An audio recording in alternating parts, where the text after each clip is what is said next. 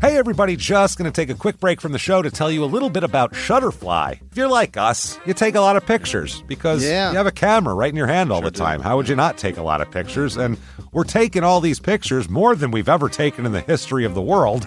What are you going to do with them all? That's the thing. You used to get a solid picture, and then you'd look through them, and you could enjoy them. Now they're like back on your camera roll. You can't even find them. You don't want that. That's why the cool thing you need to do, and what I did, and I think it's pretty cool, is create a Shutterfly photo book. Oh. What I did, and you're going to enjoy this, Jimmy, because I haven't showed this to you yet, but took all of our pictures from being on tour this year. Oh. All live show pictures, us backstage, us on stage, doing all that stuff, and like some of the, just the venues and things, and made a little photo book out of that. Also, they have free 24-hour designer service as well. With their 24-hour designer service, a professional designer is going to lay out the book for you for free in just a day. Make something that means something with Shutterfly. Enjoy 40% off orders over $29 with promo code SMALLTOWN. See site for promotional details. And now back to the show. Hey everybody, just going to take a quick break from the show and tell you about Noom. Has Noom helped you? I believe it has. Oh, that's got an app. You can do tracking. It's terrific. It does. Noom builds personal plans that can meet individual needs. That's the thing. Takes into account any dietary restrictions, medical issues, other personal needs. That helps build a plan that works for you. And yes, so I know that you've had your own personalized program here that you've been working on. And it's weight loss This is weight loss results that last. They stick around because you get yourself into a lifestyle change. That's what matters. That's mainly it. You can't just say, I'm going to cut that out for a month and then go back. Do it. That's not what it is. So I'm glad it's helping you. That's great. And it really does. I like the psychology and biology-based approach here. Noom Weight uses psychology. That's why they say losing weight starts with your brain, but it also takes into account your unique biological factors, Jimmy. All of your multitude flora and fauna that goes on inside of you there. Sure, Stay focused on what's important to you with Noom's psychology and biology-based approach. Sign up for your trial today at Noom.com, Noom.com here, based on 3.5-year study of actively engaged Noom users with minimum starting BMI of 25. Individual results may vary. Visit our website for more information. In the depths of an Atlanta forest, a clash between activists and authorities ends in tragedy. I'm Matthew Scher, and on my new podcast, We Came to the Forest, we expose the hidden truths behind a shootout that left one activist dead and countless lives forever changed. Binge all episodes of We Came to the Forest ad-free on Wondery Plus. This week, we look at Warrenton, Virginia, where the relationship between an heiress and an Argentinian Polo star turns deadly. Welcome to Small Town Murder.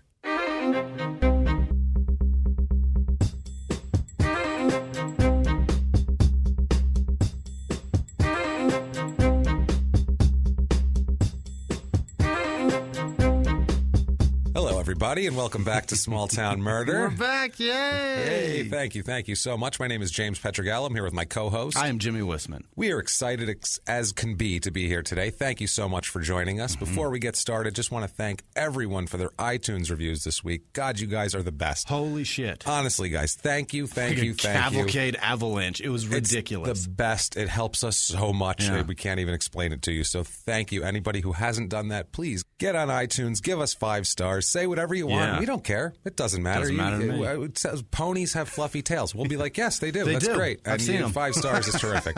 Thank you so much for that. Also, too, thank you, everybody, for your Patreon donations this week. Wow. That blows us away, and that's more than even the iTunes reviews. Yeah. I can't even wrap my head around that. So thank you so much for that. If you haven't yet and you feel like donating, it's patreon.com/crimeinsports. That's our other podcast, which you also should be listening to. Yeah. Also, P.S. I Hate This Movie. Check that out. Another one. Bad romantic comedies. But yeah, do that. Get on there. If you want to do that, give us a donation. It's more than we can even tell you. It's appreciated. And crazy. It's amazing. If not, the iTunes reviews are fantastic. We appreciate the hell out of that. Yeah. And if you don't want to do anything, just want to sit there like a lazy bastard and enjoy an interesting story and hear us talk shit about small towns and bumbling cops and dumb killers, then hey, we're your people for that. You're in the right place. So do that. But thank you so much for everything, guys. Really, the support is just phenomenal, and it means the world to us. So thank you so much. If you've chosen this as your first episode to listen to, if you're a new listener, you've chosen a doozy this week because it's as close as we can get to a soap opera type of story. Like, fantastic. It sounds made up. Like, really? This story sounds made up. You would think I just went home and bullshitted out a story, but this actually happened. This is true. It's insane. Like an olive skin Lothario involved, too? It's everything. You hit it on the head, Jimmy. It's so olive skin Lotharios. There's an heiress involved in everything, a billionaire heiress. It's a wild story of murder and mayhem. Does she have like a jealous sister that's getting nothing? We'll get into this. It's a twin that killed her and hit her in a cave. Yeah. No, we'll get into it, the whole deal. There's no twin killing her in a cave, but there is a twin, actually, which is insane. It couldn't be more of a soap opera. Before we get started, just want to give a slight disclaimer, as we always do. This is a comedy podcast also. The research is real. The facts are real. The stories are real. We do our best to be respectful to the victims, families. We don't. So important. We never try to denigrate them or say anything. I don't want to laugh at their expense. No, we try not to do anything at their expense. The jokes on this podcast come from, we make fun of small towns because we're all from a small town, and they're all worthy of being made fun of. They are. And also just general bumbling and fuckery involved in the process, whether it be a small town sheriff department messing up a crime scene, or those are the best, or a stupid killer leaving a bag of guns in the woods next to a hotel he just robbed, like we had last week. The whole deal, you know what I mean? So anything like that, but that's where the comedy comes from. It's never at the expense of the victims. Right. So anyway, if you like that, great. Welcome aboard. In. If you think that true crime and comedy should never go together, well, it's been nice to meet you. Yeah. Have a good one. You probably shouldn't listen to this show. Slow stroke it on down the road. Take a hike down the road. Thanks for trying us. Have a good one. And we're probably the only podcast out there that discourages you to listen right at the front. Hello. Thank you for joining us. Thank you for everything you do for us. Please don't listen. Thank you. Okay. Now here is our story. If whoever's left, thanks for being there. Yeah, thanks for being around. And let's head to the town of Warrenton, Virginia. Oh. Warrenton, Virginia, we're going here. It's in the northern part of the state. Virginia's kind of like a camel's hump, right? Basically, it's kind of in the hump, up toward the top there. Very weird shaped. Like it is. You can tell there's some disputed lands there or something. Nobody just said, it's not like the West where let's make a big square and that's your state. Big square, unless there's a river. We'll make the river be the fucking divider. And that's what it is a lot in the East Coast, too. Virginia's all sorts of, you can just dispute. You know there's dispute there. It's in Fauquier County. Oh. Fauquier County. Okay. We're going to go with Fauquier County. We're going to go with. It's about an hour outside. Leave the hacky gay jokes out of that. We don't need anything about that. No. That's not. There's enough jokes to go around in this without stooping to that level. We're good. We're good. It's about an hour from Washington, D.C. Okay. So this is commutable to D.C. So you're outside of the political capital of the United States and the Western Hemisphere, but this is not there at all. This is a small town. You'd never know it was.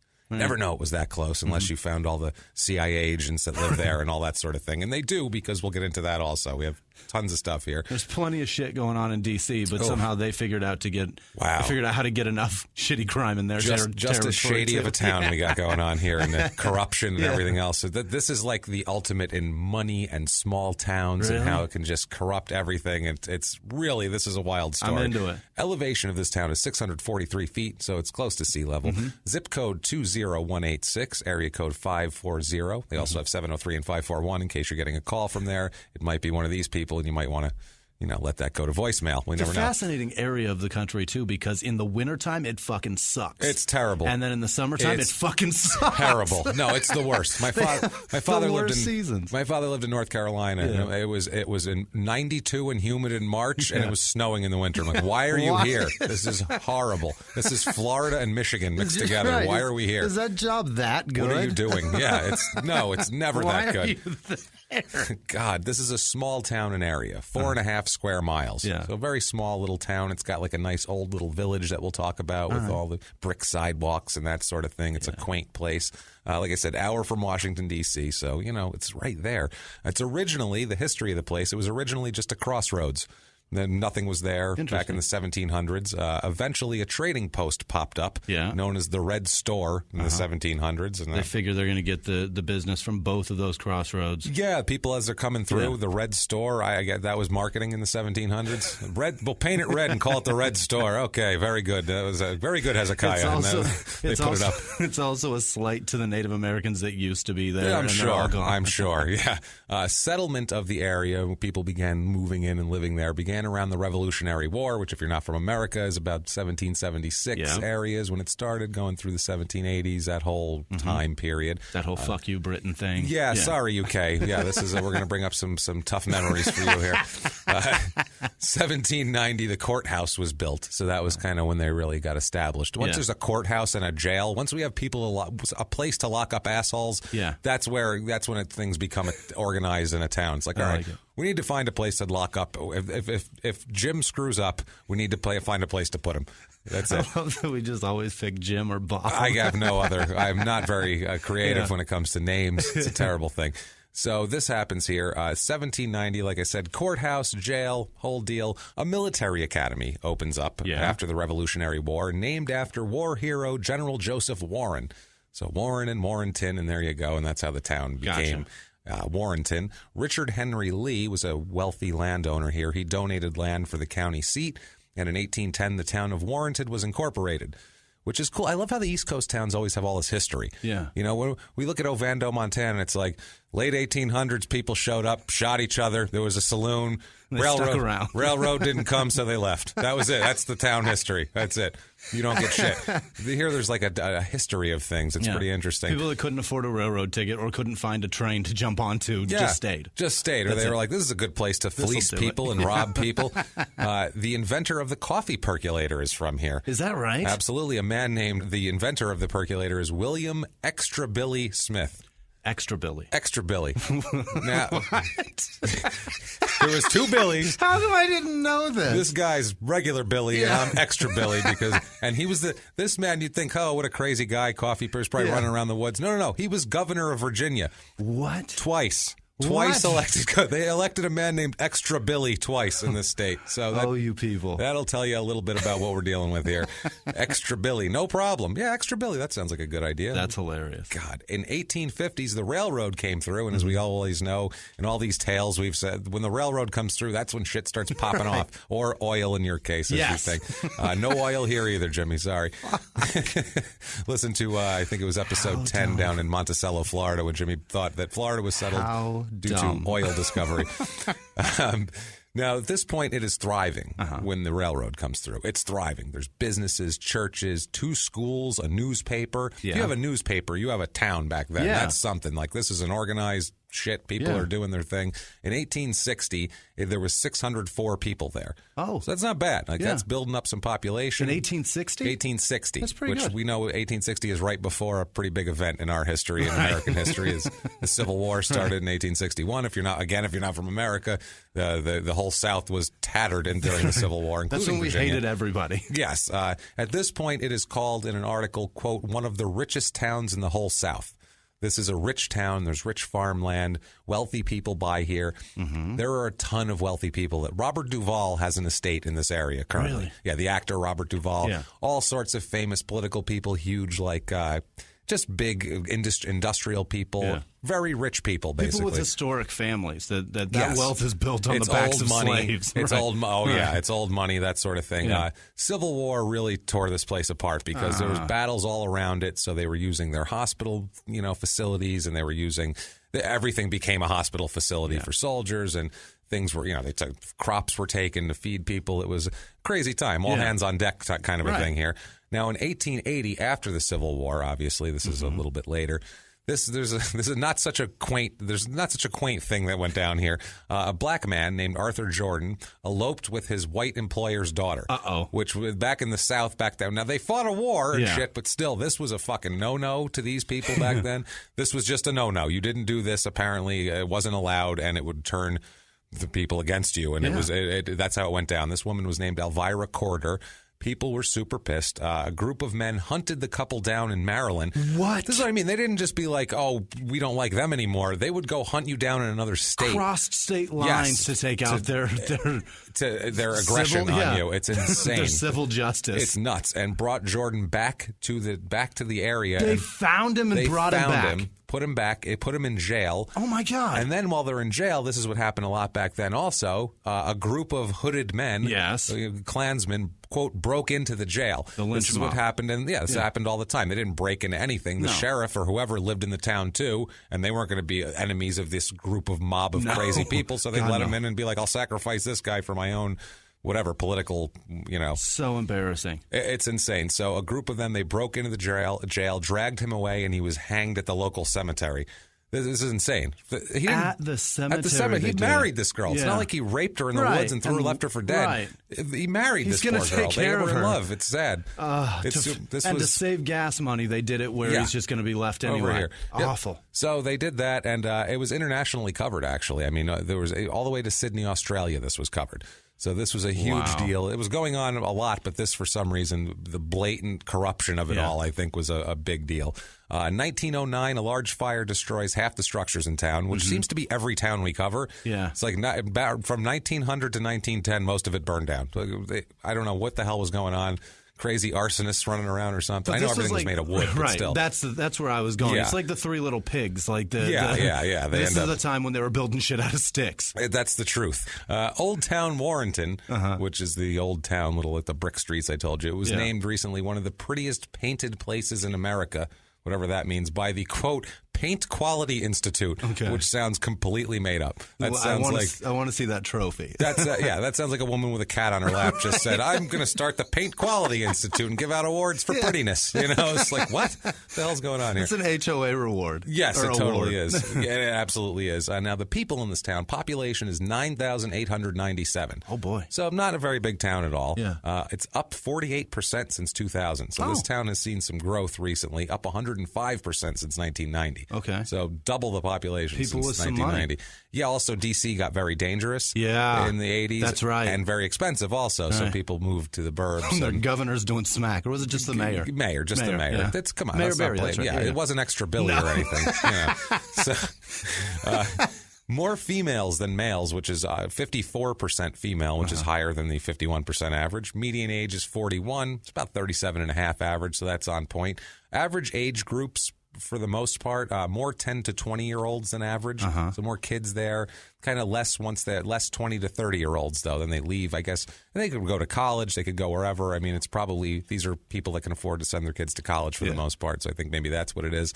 Every group over the age of 65 is above average in population. Okay. So there's more old people, but there's also more kids, so it evens out to being about this. That's interesting. Median. Yeah, it's a weird thing. Rather than everybody being about 37, there's like a bunch of people over 65 and a bunch of people under 20. Right. And it evens out in the middle. Average of married versus non-married, that sort of thing. Slightly more divorced than average, but nothing major. Almost double the widow average. So there you go with the old people. There's some old people there. Race and religion, 73% white, 62% is the average, 11.3% black, which is about average, 1.47% Asian. You're missing that 5% average. By a lot. Yeah, they like some restaurants, I figure, that sort of thing. That's about all. It's gotta be. 10% Hispanic, which is lower than the average. 45% of the people are religious there, which is slightly less than average. You get your usuals, your 10% Catholic, 9% Baptist, 9% Methodist, just a mixture of people. 0.0% Jewish, 0.0% Muslim, of course, because it's a small-town murder where there are never any Jews or Muslims. Politically, 39% Democrat, which is off from the 51% average in the country, 59% Republican, which in the affluent, this is an affluent town, it makes sense. Education-wise, they have more four-year college grads than most places, which I think maybe the government, the CIA being around there helps that. Twice the amount of master's degrees as normal. So, I mean, there's a highly educated place. Smart people. Yeah, twice the amount of doctorates. Yeah. They're wealthy people. I guess that's a very ignorant thing to say, that they're smart people. Because I know some dumb people that have PhDs. They're wealthy. I'll say that much for them. About half the average of people making less than $35,000 a year, as most places. About half that average. 19% of the people make between $100,000 and $150,000. 12% of the people make between $150,000 and $200,000. This is all like doubling averages, by the way. 8% make more than $200,000. So it's the high end is very strong in this particular town. Average household income here is $73,000. That is $53,000 is the average. So, I was just going to say that's really high. Yeah, that's one of the first towns we've done where it's excessively way that's above so the much average. money in terms of average, because you can't imagine anybody that's living there is making much under that. You know, no, that's what I mean. It's and the housing prices we'll get to. You're going to say, how would you if you wanted to live there? You wouldn't be able to make much less than that. There's, as far as the jobs, what people are doing, twice the education jobs, because there's education things there. It's about 13% of them. 3 times the quote personal care jobs. I figure those are people wiping rich people's asses. Yeah, I'm imagining things like that. Yeah, washing the royal penis and all that sort of thing. Yeah, the royal penis is clean, Your Highness. Coming to America reference. God, it never fails for an 80s movie reference. It will never stop. I swear Leave to God. it to us. Every time we don't plan it. It just happens. Young people listening to this are like, I don't know what the fuck. I don't know what you're talking about. Less than half the average of construction jobs are available, so it's more white collar. It's less it's blue not collar. Right. Yeah, average in legal, engineering, finance, all that stuff, all the white collar things. Cost of living, if we do a 100 being the average, of just a basic, Warrenton is a 134. Everything's slightly higher, and housing is way higher at 196. Okay. It's about double. The average median home price here is $365,000. Jesus, that's a lot of money. That's a lot. 185 is the average for the nation. What? 365. Like above 350. That's crazy. That's wild. Like I'm thinking about a $300,000 house that I know of. Like that's a nice house. It's a nice house. And there's a big difference between 300 and 350. The 350, like that sets you up to something way better. And then 365, you're like, Jesus, all this marble. Unless you're in San Francisco, you're like, this is great. Right. Now, San Francisco is a piece of shit. Yeah, you're not buying anything. You're like, I have a crawl space above my attic, my garage if you want it. You can live like the Fonz. I've got $395,000. What can I get with this? You can buy 2 Escalades and go live in a parking lot. Back them up back to back and open the backs, open the trunks, and just climb in. You'll have your own little room. It's a double long. That's what that perfect. is. It's like a double wide, but the opposite. Oh, God. $100,000 houses, like under $100,000, only 2% of the homes are under $100,000. 2%. Yeah, 70% of the homes are between $200,000 and $500,000. My God. It's expensive, basically. Nothing is vacant. There's like no vacant properties, basically. There's a few for sale, but there's not like, we've had these vacation rental towns the last couple.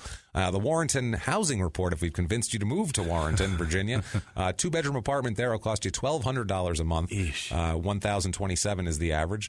There's some houses, all expensive. 4-bedroom, 3-bath, 2,200 square foot house for $349,000. A big brick, stately, beautiful house here, 4-bedroom, 4-bath, 4,500 square feet for $550,000. Plantation house. This is what we're looking at. If you something affordable in the range of normal, is a budget house would be the townhouse. You get a townhouse, 2-bedroom, 2-bath, 1,300 square feet for $179,000. That is terrible. Yeah, and it doesn't look terrific either. If you just want to get a tent, pitch a tent and get a lot here, it's a 0.65 acre lot for $79,000. That is garbage. It's garbage. That's terrible. You have to build on it too. The lot I live on is about that size. Yeah. And that's nothing. It's not worth it now. No, that's terrible. Things to do. April 29th this year, coming up, we have the Hoofing It for the Homeless walk, which is a clever name. You're going to walk and they're going to donate to the homeless based on your walking. In May, there's just all these wine releases. There's a lot of vineyards around there, as there are everywhere in these small towns. And in late August, at the Warrenton Horse Show grounds, is the 117th annual Warrenton Horse Show. How about that? They're very into horses. 117th annual? Yeah, started in 1900, and they're very into horses and polo, as we're going to get into this episode, and a woman who's very into horses. The crime rates here, property, crime, burglary, larceny, rape, or not rape, theft.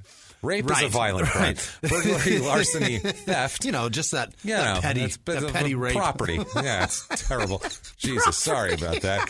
That's hilarious. Slightly above average there. Violent crime, murder, rape, robbery, assault is half the national average. So now you're half the less likely to be murdered or raped, but someone might steal your shit about the average level. Now, let's get into a resident who moved here in 1984. This is a woman named Susan Cummings. Now, it looks like Susan, but she is born in Monte Carlo, Monaco. That's how fancy schmancy she is. Boy. She's from Monaco, which is insane. We'll talk about how she became so rich. But her name is pronounced Suzanne, even though it's Susan. Right. Pronounced Suzanne. Her sister, she has a fraternal twin sister who also has an annoying pronunciation to her name, which doesn't look like it's spelling. Annoying pronunciation. I love that. It looks like Susan, Susan, it should be Susan. You know, okay, Suzanne. No, that's not it. You should have named her Suzanne. I'm sorry. Never mind. Sorry. Moving on. So she's. That's your problem, you know? I love that you're taking it out on her parents. I am. It's not necessarily.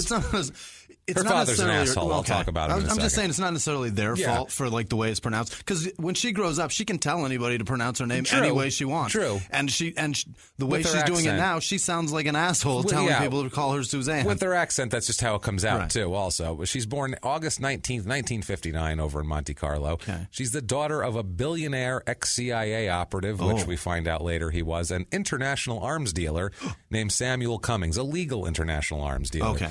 He's so politically connected and so wealthy that he is allowed to deal arms to some of the most interesting and far-reaching places we're going to talk about here in a second. The most dangerous people. Absolutely. Yeah. He's known as the world's biggest small arms dealer. Okay. So no tank weaponry or artillery. But I love that you were going to say bazooka. I was going to, but that's what he actually has. He actually has bazookas. Yeah. What the Yeah, he has all that stuff. If you can hold it in your arms, he'll sell it to you. That's crazy. And you have a guerrilla movement also. You need to have that going on. He once said, and this is some cynical shit right here, he once said, quote, "The arms business is based on human folly, and folly has yet to be measured nor its depths plumbed." So he's basically like, people will fuck up forever, and they're going to need guns to shoot each other with, and I'll be right there to supply them. Wow. Probably the most cynical thing I've ever heard, but it's whatever. also like the most educated, cynical thing to say. He's like, he knows what the world is, basically. He does $100 million a year in business for years with the company Interarms, which is what he's selling. Sold arms to both sides of a Central American guerrilla war. Sold arms to both sides of the Cuban Revolution. Sold to Batista, sold arms to Castro. That is incredible. Unreal. How do you do that? How do you playing figure both that sides out? of the fence. No they problem. So they don't know who he's getting his guns from? You know what I mean? No, they're just, we got guns. That's it. We got an American guy who's going to sell us guns. Great. They don't care if they're giving them. If you sell them to the other side, that's even more reason to buy them for you. They have them now. Now we need them. So I would imagine he's connected to the CIA. It's kind of an open secret that he's connected to the CIA, to the point where he names one of his businesses Cummings Investment Associates as a joke, because it's CIA is so that's he's just like, no, I'm not involved in the CIA at all, and he names his business that. My business is the CIA. He moves to Europe in the 1960s. He has a chateau in the Swiss Alps and a place in Monte Carlo for tax purposes, which is where his daughter is born. Susan and her fraternal twin sister. This is a soap opera. This is ridiculous. Diane, who is pronounced Deanne, which is of course why, but it's spelled Diane or Diana. I'm sorry, it's Deanna is how you say it. Moved to America in 1984. Their father buys them a 350-acre estate. Wow. This place is amazing. In 1984, it's called Ashland Farm. It's got a name. It's called. All of these have names. Jesus, hundreds of acres estates. They all have names. It's called Ashland Farm. None of these people around here like to call it an estate. They all call it a farm. I feel like it makes them feel like they still have slaves. Right, they're trying to act humble. Yeah, no, I feel like it's like that makes us feel like we still have slaves, and that's what we should because we're rich. So I feel like that's how these assholes think. I'm sorry, these really like old money society estate assholes. Really piss me off. So if there's any of them out there, sorry, but go fuck yourself. It's fine. Actually, they're not listening to us. If you are, donate patreon.com/crimeinsports. You can afford because you need to. So come on, and you can afford it. And you can write it off. And you can write it off. It's great. I don't know if you can or not, guys. Sure we're not accountants. We're not accountants.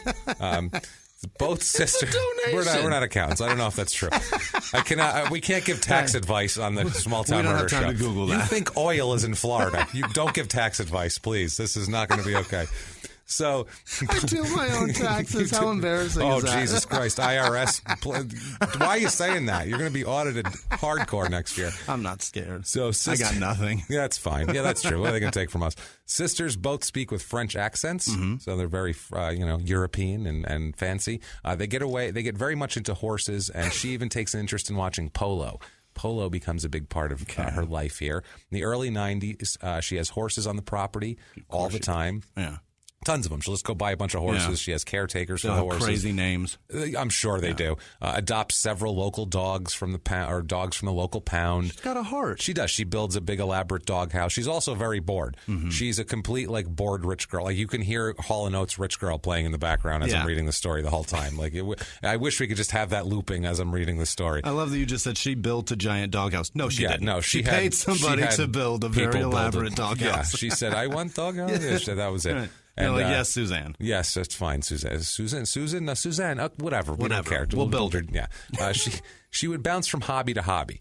She didn't have many friends and had a hard time socially getting into this circle of. Yeah. I'm sure it's not the easiest thing to get into one of these society circles. No matter how much money you have, I'm sure they all want to talk shit about you for a while and keep you on the outskirts. Well, they're friends with you up front, and then when they find out your name's Suzanne, they're very nice to you, and then they're like, "I want to write you a letter," and then they spell it, and they're like, "Fuck her, fuck that woman." What is her name? Does she spell it like that? Her name is Susan. Like that? No, this is bullshit. We're assuming these people are reasonable, which I don't think they are. She went from animals to art and back to animals and into this and that. She's got money and nothing to do. So what are you going to do? Just into her whatever she desires that day. And the bored rich girl syndrome is what it is, or rich woman, however you want to say it. I want that syndrome so bad. I do too. I'd love to have that. Amy Warden, who was a caretaker for her horses from 1987 to 1994 on the property, said, quote, "She always had plans, but she was definitely slow on the follow through. It seemed like every time I went out there was a new project." Yeah. She's just bored and just doing shit, just looking for something to stick on and stick to and feel like she's good at. Hey, everybody, just going to take a quick break from the show to tell you about our new sponsor, Hunt a Killer. Oh, you gotta check out Hunt a Killer. Just want to take a second to tell you about this new subscription box service. Maybe you've heard about it. A lot of people are obsessed with this thing, including me, including my whole household. Hunt a Killer sends a package to your home each month full of creepy correspondence from their killer curator. He's a little like a Hannibal Lecter type, and he's got a little mystery for you to solve. Each month, you'll receive clues, letters, articles, objects, tools, all adding to an ongoing murder mystery. It's up to you to solve it, all along with thousands of other members, all working together in our online communities. It is the perfect thing for the armchair detective looking to put their sleuthing skills to the test. You can join by logging on to huntakiller.com and applying for membership. Hunt a Killer is growing so fast that they have to limit new members to 500 a week. Once you apply and you're approved for membership, you'll receive a private link to subscribe. Then a package arrives on your door each month. Waiting is still the hardest part. They've been featured in BuzzFeed, Fast Company, and Bustle. Hunt a Killer is forming a cult-like community of web sleuths and amateur detectives. If you love poring over creepy codes, ciphers, and clues, Hunt a Killer is simply perfect. And if it's not for you, I have a feeling you know at least one person that would love to receive this as a gift. I cannot recommend this membership enough. Seriously, it's so much fun. You got to do it. To help support our show, Hunt a Killer has offered a 10% discount code for our listeners, which is tracked to this message. You can use the code TOWN, that's TOWN, TOWN, to get 10% off. That's it. Just use the code TOWN and you got it. And now back to the show. 1994, she begins hanging out at the Great Meadow Polo Club. This is it's a new club that opens, and I imagine the people that are going to the Great Meadow Polo Club in this area. I imagine what the dues per year are and shit like that. The amount of tied sweaters around necks has to be insane. They're all 80s movies villains, all of them. All of them. They all have short white shorts on. It's horrible. It's all the guys sitting in that country club in Trading Places. That's it. That's those guys. Singing some dumb shit that they just made up. Yeah, that's what they're doing. Yeah, exactly. It's horrible. So at this point, we got to introduce Roberto Villegas. Now, he's an Argentinian. Here's your olive skin Lothario. All right. Here he is, Roberto Villegas. This is a complete soap opera. We have a billionaire heiress who's got a CIA arms dealer father. She's got a fraternal twin sister. They both have French accents and pronounce their names like assholes. And now we're going to introduce an Argentinian lover into the scene. Bored out of her mind, and she can't wait to find some olive skin fella to sweep her off her feet. And even his story is he was from a poor farming village in Argentina, but became an amazing polo player. Started playing at 15 when he discovered his neighbors had horses, and he discovered that he was an amazing horseman and he can ride, and became a pro polo player. Listen, I'm soaked right now. This is ridiculous. This is hot. Yeah, he's a handsome guy too. Of course he is. He's super handsome too. Of course. And it's just ridiculous. Always that guy. This is such a soap opera. Like you could just take these people, and if someone filmed it, the documentary, they could have just cut it up in hours and put it on weekdays and let old people watch it. It's just old ridiculous. People. Every woman in America watch it. Yeah, and guys too. Guys like soap operas too. It's a secret. They do. I know a ton of guys who are like, man, I got to watch my shit. Yeah. Like, it's weird. They watch wrestling too, man. They love soap operas. Drama is incredible. Drama is drama. It's so much fun when it's somebody judging. else's. We're not judging. No. Now, by the 1990s here, he's in his mid-30s, and he's going around. He came to the U.S. at 20 with a polo pro, and he just stayed. He barely used to go. He didn't go much back to Argentina. He liked the U.S. He'd send money back home. Fuck yeah, he likes the U.S. But he likes the U.S. He's a 20-year-old attractive Argentinian and a great that's athlete. Virile as fuck, and he's an athlete. And he'd go around from polo club to polo club, and what they do, he's like a sailor. This is what they do. They go around. He's a traveling pro. This is what they do. He'd play at winter clubs in Florida, and then move north in the spring and summer, and play up there. He'd go where the weather was. Basically, people would hire them. He'd get hired out to wealthy amateur players that have their own teams in these little polo clubs, like the Great Meadow Polo Club. Yeah. Each one of these rich idiots would put together their own little stupid team, and they play each other on Friday nights. That's how the polo club works. And so they would hire ringers like this.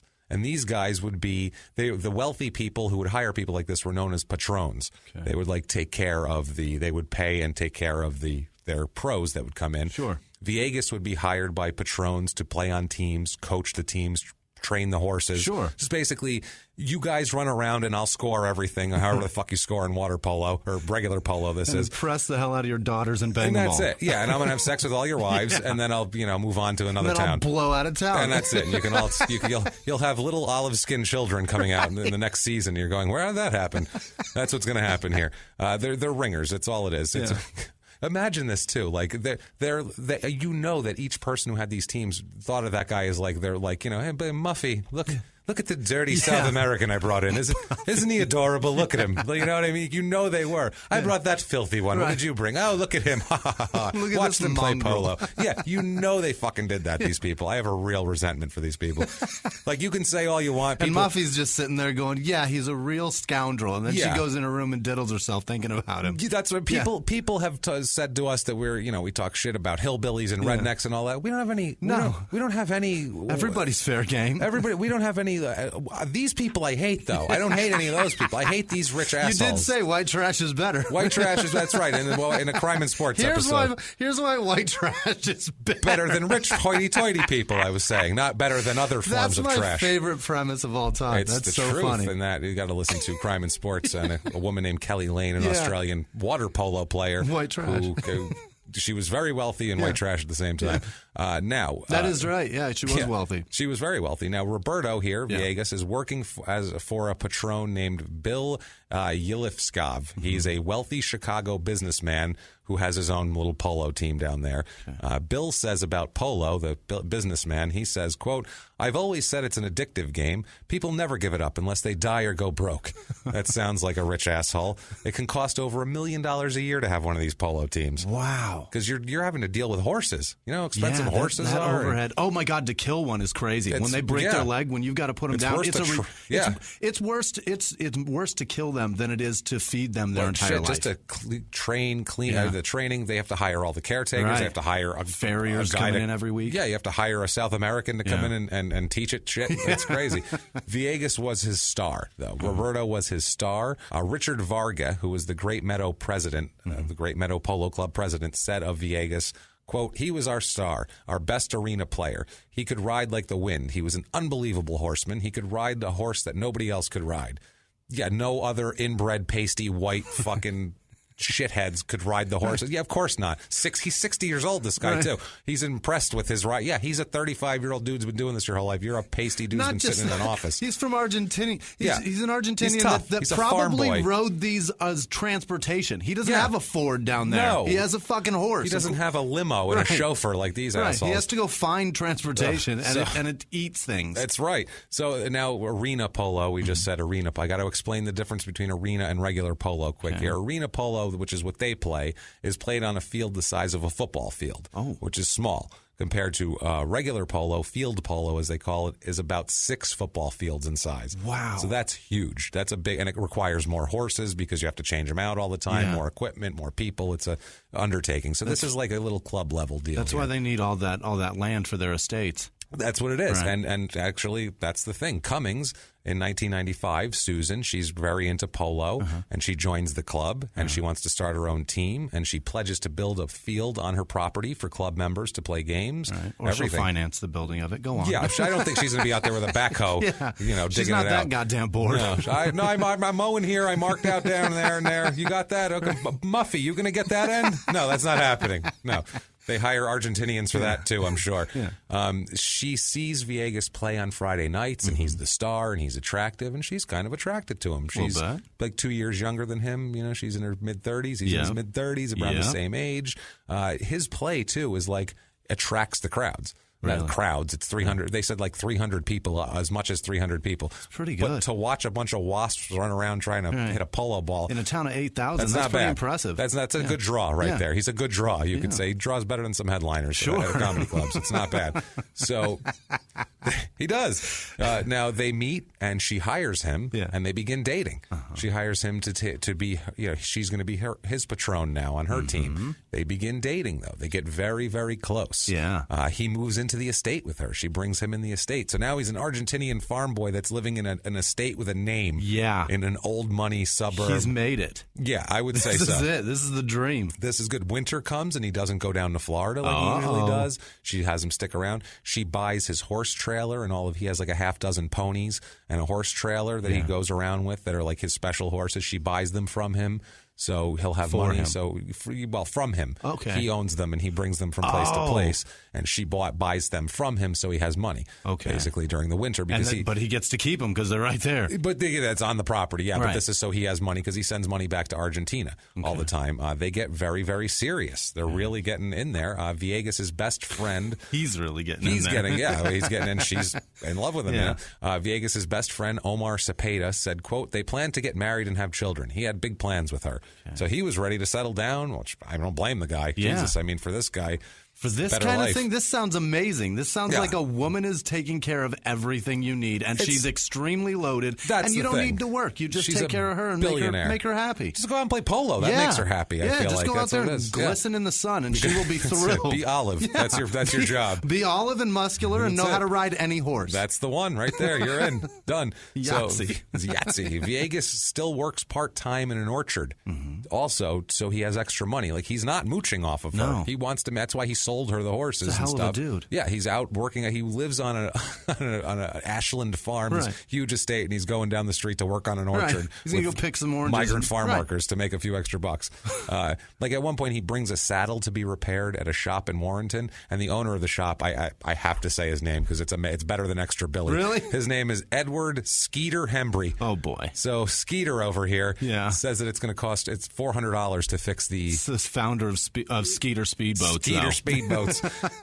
Says it's going to cost $400 to fix the saddle, and Villegas said he can't afford it, so never mind, and he leaves, and then Cummings finds out about it, and she calls up Skeeter and tells him to fix the saddle, and she'll pay for it as a surprise for him on his birthday. That's sweet. So that's what I mean. They have a sweet kind of a relationship. Great. It's nice so far, I love this right? story. It's going to really change fast. What I really like is that he's just not being a dick and taking advantage of her. Like, you hear those stories all the time where guys marry rich girls or girls marry rich guys, and they just take advantage of them and get whatever they want. And he's like, no, $400 is ridiculous. I'll just keep the saddle. He's like, I can't afford it, is what it was. Like, I sent my money back home, and it's all right. He didn't go to her and say, can you pay for it or anything like that. He just went home, and she found out, hey, what happened with your saddle? And he goes, oh, no, nothing. And then, so she looked into it. She's great. Basically, if they had a hoity-toity, rich fucktard prom, they'd be the king and queen.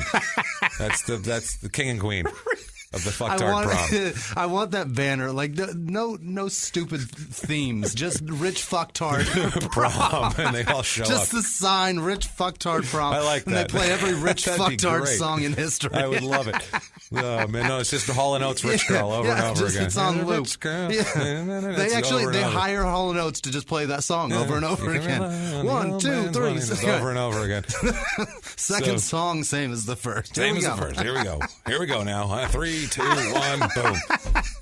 They got Skeeter on the tambourine. Everybody's happy. The worst prom ever. So there's contradictory tales of both being less than kind after a while. This goes on. They'd start dating into 96, 97. Some friends say that Susan grows jealous of him, and anytime he's out, begins telling him who he can play polo with, where he can play polo, who he's allowed to be around. She gets very, very jealous, and this is her friend saying this, of him anytime he talks to other women. But there's also rumors that he's not exactly real monogamous either. He's, of course, he's very like, the girls. I like the girls. He didn't like. I mean, he liked the girls before, but when he got in the relationship, he was thrilled about just staying with one. But the second she started nagging and being a jerk to him, not even nagging, just having a normal life and a normal relationship. He's like, well, this is very boring. I must have sex with all the other socialites, and so now he's being kind of a dick here. If that's true. We don't know. That's the thing. We'll never know what happens here exactly. This is he said, she said, or other people said, she said. I'm just judging off my own relationship. When the wife starts judging you for your behavior, it's like, you know what? Go fuck yourself. I'm not going to call you when I go somewhere. Well, this is good. I'll skip over it. We'll keep going. There's a polo match announcer here named Tom Monaco, which sounds like a fake name. Like he wants, I'm from Monaco, like she is. He said, quote, they were always together. They seem so happy. It's past tense always here, too, which isn't great. Now, late August, first week of September in 1997, friends recall seeing the couple argue about whether or not to play in a fundraising polo match in Pittsburgh on September 6th. They say that's the only time they can think of even them arguing over anything. And then on September 6th, it's a Saturday of 1997, they attend the Pittsburgh polo match. All the friends say they looked happy, had a good time. Everything was fine. The argument was about going. Also, they had talked about in front of people that they were going to Montana pretty soon they're going together to look at a 2,000-acre property that Cummings is in the process of purchasing. Yeah. Hopefully it's not near Ovando, our last week thing, because rich people that move there get killed by drifters. We know that. Slow stroke takes them out. Oh, it's not good. So what the friends did not know was that 2 weeks earlier, prior to this September 6th thing here in Pittsburgh, Cummings had gone to a county investigator, like a police officer sort of deal, to talk to him about her fear of Viegas, okay? She tells him that she broke up with him, but she fears him and wants him out of her home. She says she doesn't take any action at this point, but sets another meeting for Monday, September 8th. This is 2 days after the Pittsburgh fundraising polo game, to discuss a possible restraining order. Now, if you're fearful of someone and you have the resources, get a restraining order, or you can just go to Monaco for a while. Yeah, well, and there's a lot of options here. But she says in the report, let's get through the report here. She says that, quote, that Viegas was, quote, overpowering, short-fused, and, quote, the crazy type. She says that she wants to break up, but he refused to let go. She said, quote, in the last month, he's begun to show signs of aggression. She also said in the report, quote, that he said to her, quote, I will put a bullet in your head and hang you upside down and let the blood pour on your bed. Holy good grief, that's a threat. She threatened to field dress her, so that's not great. So here's the other the question that I have now is, like, if that's true. In your report. Yes. Yeah, sure, we don't know that it's true, no. But it's in your report. Yes. Fucking file. Get your restraining order, dear. Yeah, well, she has. Yeah, she says that's what I mean. If she's someone threatening to field dress you in your bedroom, you can probably do that. Especially, she has every resource on earth. Her father, she could have this guy murdered, put up in a tarp, and buried in the woods by CIA agents if she felt like Forgotten and disappeared. Tons of options here. So we get to Sunday morning. He's not even a citizen. He's off the grid. That's what I mean. He's off the grid, living on a farm, doing polo shit, and working in an orchard. You can make that guy disappear in a second. Sunday morning, September 7th, the next day after the Pittsburgh thing, September 7th, 1987, Cummings calls 911. Okay. And she says to the operator, quote, I need to report a man shot, and he's dead. So now we're getting into some intrigue here. She tells the dispatcher that he tried to kill her. While on the phone, her sister Deanna comes toward the kitchen, but Susan tells her, quote, don't go in the kitchen. Roberto is dead. The cops are coming right away, Deanna. Sit down, sit down. She's the calm one. Yeah. She's the calm one calming her sister down. Her sister heard a shot 10 minutes before that, heard gunshots, and then came in, like, because the estate's so big, she probably had to get lost on the way there. She had to jump on a horse to get over there. I got lost in the third library. I don't know where I was. My horse got lost in the third library.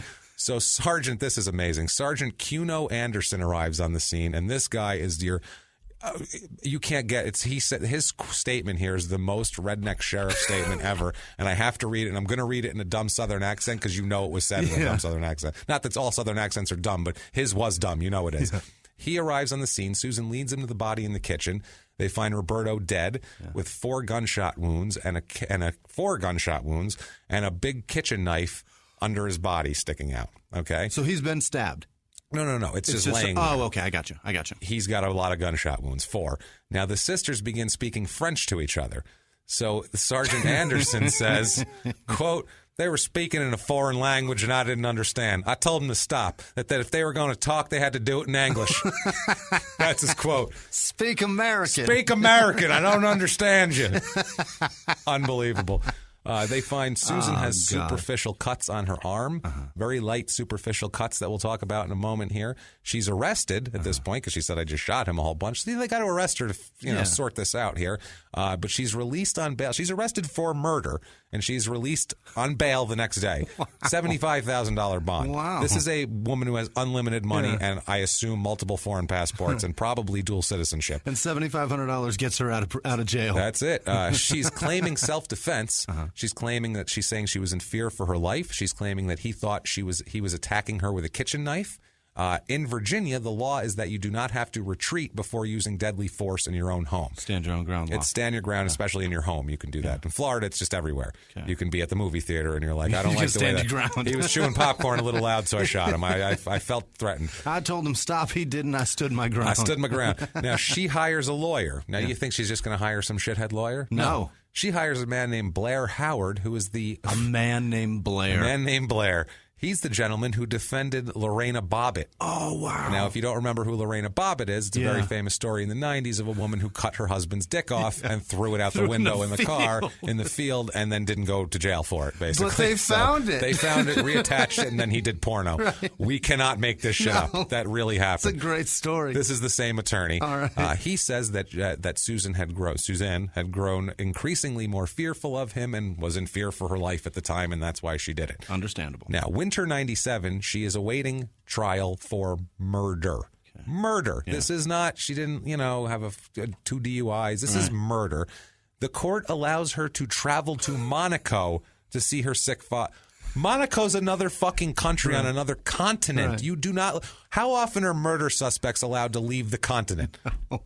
Ever? Never. Not even suspect. She's arrested. She's in jail. She's awaiting trial. A murder arrestee. Unbelievable, man. Special treatment, like great, pasty shitheads. I hate them all. So where's the equality?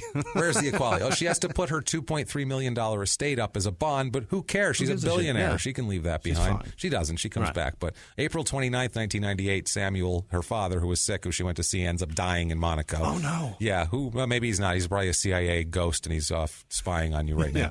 Now, the evidence for this case, when we get to trial, Prince William County crime scene specialist Sergeant Robert C. Zinn.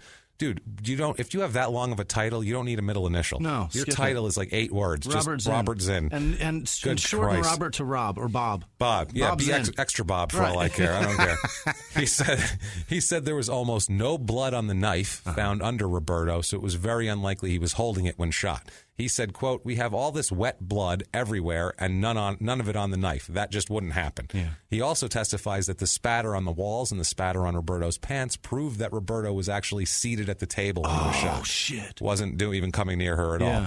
Also, too, the holster for her gun. This is a .357, by the way. It's a heavy gun. This is a no-shit gun. That's a lot of gun, yeah. At a close range, this guy was destroyed. I mean, the it's a hand cannon. Are crazy. There is blood spatter. There would be blood on fucking everything. Yeah. I mean everything. I shot an empty can with one of those before and it sawed it in half. That's what I mean. It doesn't even go through it. Everywhere from close range. Yeah. The holster for this gun and an open box of bullets are in her bedroom at the time. So she had to go there to get it. Yeah, so she had it with her on purpose. She didn't just keep it in the kitchen. It stays upstairs.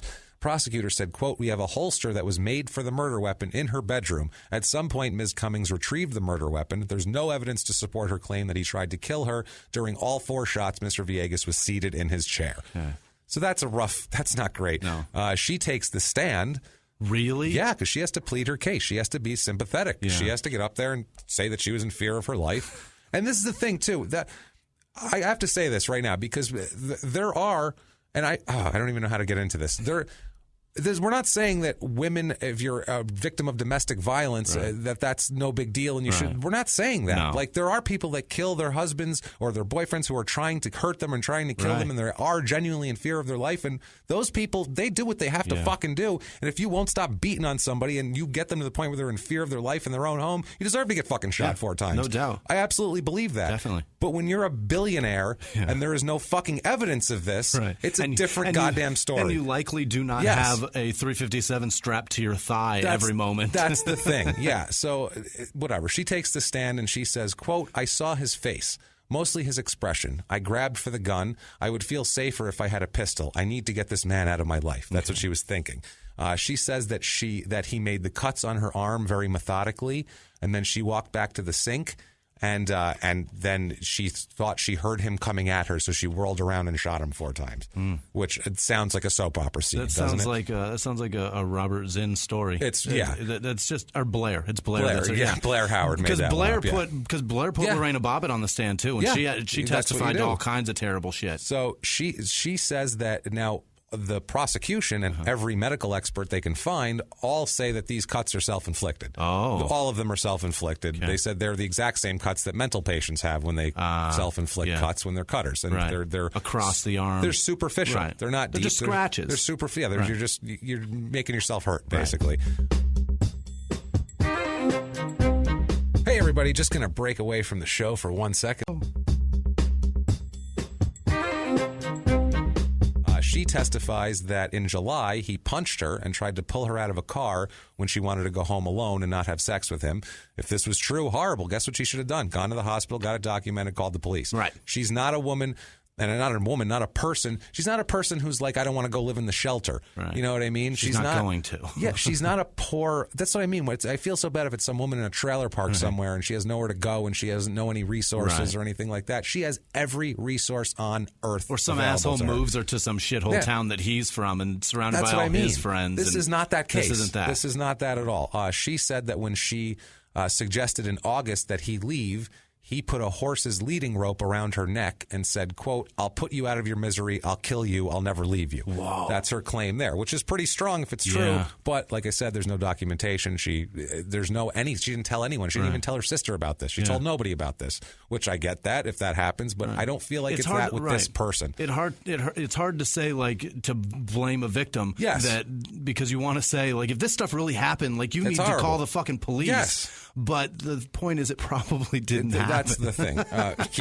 She also said, quote, he wanted to get married. He wanted to have children. I said I had no intention of having his children. He said if I didn't agree, he would kill me. That's her quote there. And then she said after he slashed her arm, like I said, she thought she heard him get up. She said, quote, I felt in fear of my life. I thought, this is it. This man is going to kill me. And she turned around and shot him. That's her story. Now, May 13th, 1998, this goes to the jury. Okay. There, she's charged with murder, and then there's lesser counts also that they can find her guilty of just in case, which, they're hedging their bets, the prosecution. Now, after 8 hours of deliberation, the jury comes back with a verdict of guilty of voluntary manslaughter. Oh. Okay, lesser charge. Yeah. This could carry up to 10 years of a sentence. It's up to the jury to dole out the sentence. This could be 10 years. Wow. You could get up to 10 years for this. For murder, which is still pretty goddamn light for killing somebody. That's what I'm saying. That's pretty impressive to get. I mean, impressive, what a shitty word. But that's an easy sentence to do for killing somebody. That's not even close to easy because she is actually sentenced by the jury that day, and they sentence her to 60 days in jail. What? 60 days in jail. So they believed her. Oh, wait, and a $2,500 fine. Wow. At 25, because, that'll hurt her. That's going to get her where it hurts right there. She doesn't have 25. 60 days in jail she has to serve. They believed her. They believed her. Yeah. Now, a juror they talked to said, quote, we tried to view everything. We went over all the evidence over and over. Yeah. Which I don't know how, but whatever. Yeah. It's not even the evidence. They believed her. That's it. You either believed her or you didn't. And they believed her, which is fine. I mean, she might have had powerful testimony. Blair did a great job. And Blair Howard says, quote, all of us have a breaking point. We all make mistakes. That doesn't mean she's a bad person. That doesn't mean she belongs in the state penitentiary. That's a pretty big fucking mistake. Yeah. That's not a little mistake. You killed a guy hard with 4 shots. It wasn't even an accident. She didn't turn around and wing him and he bled out. Right. This was a very intentional. This is bad. This is worse than running a stop sign because you didn't see it and you killed an 8-year-old. That's an accident. Right. That's an accident. The prosecutor says, quote, the justice system worked. Ms. Cummings is a convicted felon. Big deal. Yeah, right. That was the jury's province to decide after hearing all the evidence. Obviously, they thought that spending time in jail wouldn't do her any good in this case. Well, clearly not. And what she does in jail, the special treatment she's given in jail is unreal also. Okay. They're all blown away. She's a billionaire. For 60 days. She doesn't even go to prison. She goes to county jail. And what they do is they transfer out all the other prisoners. They make it her private jail. They put them in prison. They transfer out all the other prisoners to another county at a cost of $40 per prisoner per day to the county. She doesn't even have to pay that to other jails because they're afraid other prisoners will be mad at her because they have steeper sentences for lesser crimes. I'm mad at her. A police official said, quote, when you have a situation where a woman is serving 60 days after killing someone next to people serving 2-year sentences for bad check writing and forgery, it's understandable that she might not be their favorite person. And a lot of these people are not the polite realm of our society. Yeah. Neither is she. She's a fucking murderer. That's what jail is. You get put in with other shitty people. I don't want to be in. They might. That's what fucking jail is. They're not the polite realm of society. Unreal. What is she? She shot a guy 4 times. They'd be mad when she had her tea time at 10 a.m. And anybody who's mad at us for being a little upset with her, go back to whenever a guy does anything to his wife, we fucking skewer him, and we're happy that he gets the death penalty. I also hate O.J. Simpson. Yes, that's the thing. Jesus Christ. Interested in it a lot, OJ, but not like him at all. So she has the whole jail to herself. She has a dorm-style room, they call it, in her cell. She has a telephone in her cell. It's just like a shitty hotel. Basically, they're like, we're going to put you in a red roof for 60 days. That's what it is, man. The place sucks so bad. So prisoners are That's actually quite the prison. That would be horrible. So gross. Prisoners are usually only allowed 3 visitors, no more than 3 visitors a week, and no longer than a total of 30 minutes per visit, and only on weekend days. They're strict with visiting policy. Major David Floor, who administers the jail, he said that Susan gets multiple visitors for hours each day. Also that she's allowed to eat food brought in by her family when regulations are that you're only allowed to have jail food. She's allowed to have whatever she wants. They can bring her in. Blast. Anything. Yeah. Major Floor, his statement on this is, quote, this is so like, it ain't me. It's the goddamn sheriff. He said, quote, all I can say is that I work for Sheriff Higgs and follow his orders. Like, I didn't fucking do it. Don't look at me. Don't be mad at me. Because you know why? Sheriffs are elected in this country. Oh, Sheriffs are elected. And who pays for political campaigns? Right. Oh, rich people. That's right. And guess who's all his donors are? Right. I wonder. And guess who Major General, whatever the fuck, guess who he doesn't like? Yeah. Because it's pretty obvious he doesn't like that sheriff. No, because he's like, this is bullshit, basically. I do whatever that dick says. Chairman of the Board of Supervisors, David C. Magnum, which is a tough, big dick name is. That's a good name. He said, quote, that's not right. She should be treated like other prisoners. Well, no shit. Blair Howard, the attorney, said that he made no special requests. He said, quote, let me tell you, anything they're doing down there, that's a decision of the jail. Yeah. Like, he's like, I don't, on me. Everyone's like, I don't know, because everyone's pissed off at this except for other rich people, I'm sure. That sheriff got a shitload of political donations from that family. You know it. You know it. Now, the county attorney, even, they go to him. What do you think? You were trying her for murder. What do you think? He says, quote, while in jail, the conditions or privileges are entirely up to the sheriff. I can't second guess the sheriff as to how he runs his jail. It's neither here nor there as far as I'm concerned. So more political bullshit. No, it's right there. It's more political bullshit, though. Yeah. It's so much. This is small town murder right here. This is corrupt small town bullshit. Now, regular people in town are fucking pissed. They hear about this and they're like, oh, if you're an heiress, blah, blah, blah. So we have a resident, just a regular lady. She's a clerk at some store near the jail.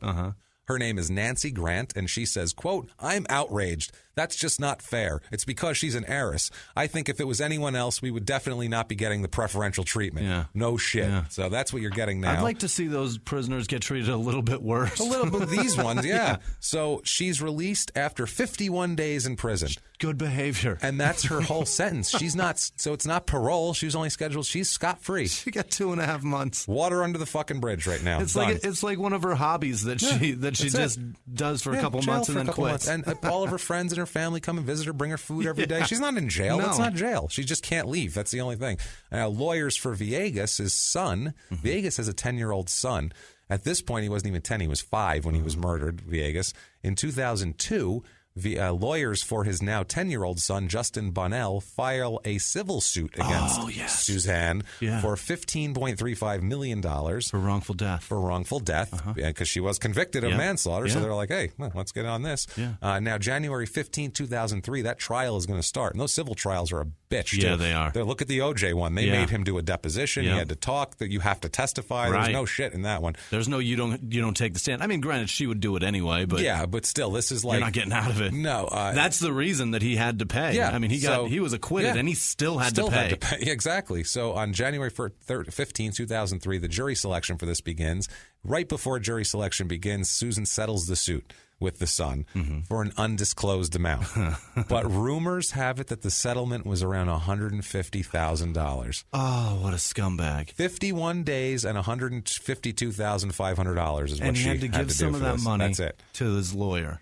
That's I'm sure. Up. Yeah, that's the worst part. Now, we don't know if that number is true, but that's the rumor from Blair Howard. Okay. So if it's small like that, and I could see Blair Howard being like, the family didn't even think we did it. We just did it to take care of the boy. Some shit like that. But. And so she's scot-free. In 2004, her and her sister, Deanna, sell Ashland Farm for $4.9 million, which is all her money, their money, and they move to a 450-acre farm, an even bigger one called LeBaron Farm in Virginia. It sounds amazing. And they live a wonderful life with horses and do whatever they want. It's all behind them. All behind them. Now, if you can't get enough of this story and you need to find out, I'm sure I don't know what other details, but you want to go to the farm and actually take a tour. You can read on Amazon.com. There's a book that sounds highly salacious and probably like an episode of Inside Edition.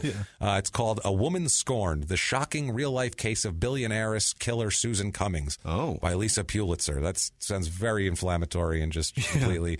It's used for $1.99 on Amazon, from $1.99, $7.99 on Kindle, and that is Warrenton, Virginia. Wow is right. Unbelievable. I don't even. That's a soap opera. We just listened to an episode of The Young and the Restless, or Days of Our Lives, or something. That was nuts. I don't remember being this mad after a story. I do. Do you? Several times. Hawkins, Texas. He's raping and killing teenagers. But justice was served in that one. You know what I mean? Like this, it feels like justice was not served. That's why I'm mad. Like I feel like there's no closure for this. Yeah, this is the only one where we've had so far. No, I mean I'm mad for the victims and all the other stories. It's not more mad for this victim. This I'm so fucking mad. More mad for the result of this one. I'm fucking mad for that town. I'm mad for the I am mad for the people who are serving 2 years for small things and getting moved to another jail and treated like a real prisoner, and this fucking asshole gets to do whatever she wants and then go to the fucktard prom afterwards. So that's that. If you like that, please get on iTunes, give us the 5 stars. Ponies have nice tails, whatever we said earlier. Do that. Fluffy tails. Thank you, Jimmy. I've seen them. And if you can't get enough of us, please get on patreon.com/crimeinsports, and you can drop us a donation there. That would be amazing. If you don't like Patreon, you can go to our PayPal. crimeinsports@gmail.com. Absolutely. Yeah, you can go there and just drop us a donation if you want. Any of that was more appreciated than you know. It really is. We love you for that. Thank you so much. You can also, we're going to give shout outs for people who do that, especially. You can also get a hold of us at Small Town Pod on Twitter, on Facebook, at Murder Small on Twitter. That's the one. You can get a hold of us there and do all of that. And these are some of these fine people that have done that just this week. Some people that were amazing this week on Twitter. New ones are Diana Cowan, Brandon Frank, and Giant Kronos is on Instagram, and he listens and shares pictures and stuff. It's fucking amazing. That's great. It's so nice. You guys are so cool. We have a listener named Claire Stewart, whose son is Lucio. I forget his last name, Mateo, I think it is. Anyway, she wrote a book called As Long as We Both Shall Eat. I don't know what it's about, but they asked that we say something about it. And if she listens to this, I figure, fuck it, I may as well say something. Yeah, so patreon.com/crimeinsports. And those people, holy shit, this week was bananas. Thank you guys. Thank you guys so much. It's amazing. Here's a laundry list of amazing people. Lauren Kofel, Tracy Renemo, Laura Sinclair, Amy D'Angelo, Mono Bianco, Jamie Street, Jen Excel, Monica Clemetrude. Clemetrude, that is definitely it. Yeah. Sonia Sells, Samuel Boggs, who I hope is related to Wade. That'd be fucking incredible. Rebecca Pope, Lowell Johnson in Oklahoma. That guy's awesome. Louise Charlton, Susan Wooten, who upped her donation. Thank you Susan. so much. Appreciate it. We appreciate it. Anita Mitchell, Courtney Larson, Brian Shanafield, and Rick Hunt in Chicago. They play PlayStation together and talk about small town murder. So Thank cool. you guys so much for listening. You guys are the best. It's awesome. Ron Beleza. Beleza. Ron, thank you. And boy. Jennifer Bidwell and Matthew Miller. Thank you guys so much for donating. Thank you guys for listening. Thank you for being involved. It's been an amazing week between the iTunes reviews and the donations. This was a really, really big week, and thank you guys. Thank you guys. We haven't fallen off the charts once, and we were number 8 in our category. So thank you guys so much. Guys. It's appreciated. It's because Jimmy, of you. Want to give them your social media? Yeah, at Whisman Sucks, WHISMAN Sucks on Twitter, Instagram, and Snapchat. Follow one of them, interact, and say something. Let me know that you're listening. It's nice to hear from you guys. And I am at Jimmy P is funny, and you can get adventurous and try to spell my last name, or just copy and paste it from the show description. Either way, you can do that. Follow me around, friend me, do all that good stuff. But that's all. That's our story for this week, and we'll see you next week, guys. It's been our pleasure. Bye.